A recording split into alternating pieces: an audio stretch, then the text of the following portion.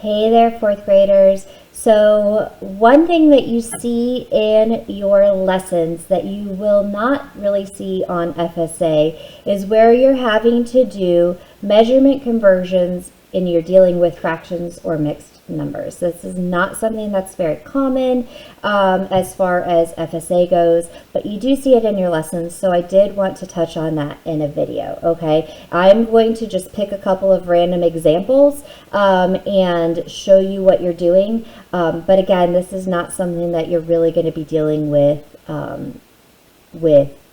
your FSA. If you do, it would be just a fraction, not a mixed number, because you don't have to know how to multiply a fraction times a mixed number in fourth grade for the state standards, but that is included in your lessons. So let's look at an example. I'm going to pull an example straight from a book. If I have, let's say, 5 1/2 pounds, and I want to know how many ounces that is. 5 1/2 pounds, and I want to convert that to ounces. Now it's a big number to a small, or a big measurement to a small measurement, so I'm going to multiply. I'm going to multiply 5 1/2 times, all right, look at my pounds to ounces row, 16.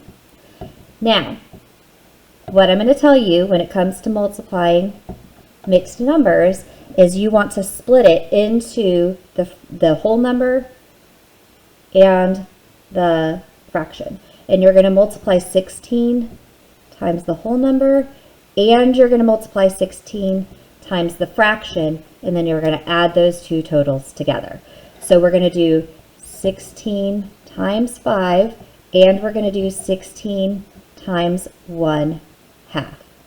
All right? We're going to do 16 times 5 and 16 times 1/2, and then we're going to add those two together, and that's going to give me my ounces.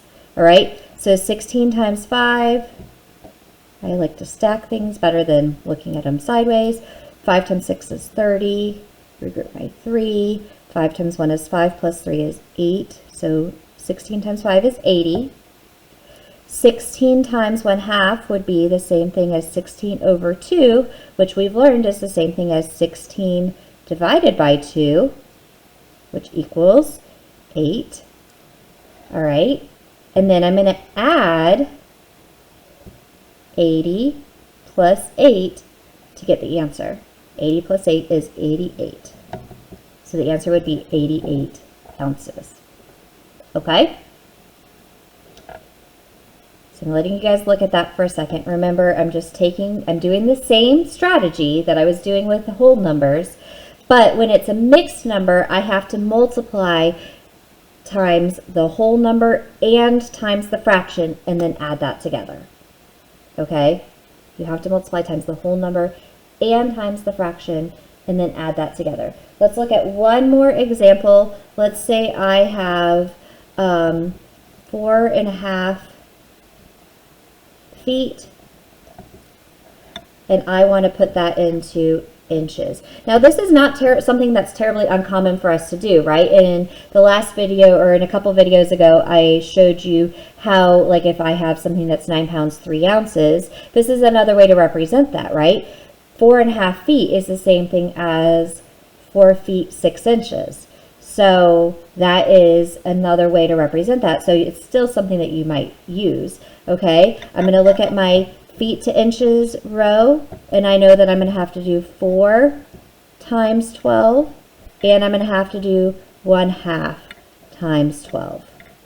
And then I'm going to add those together. 4 times 12 equals 48.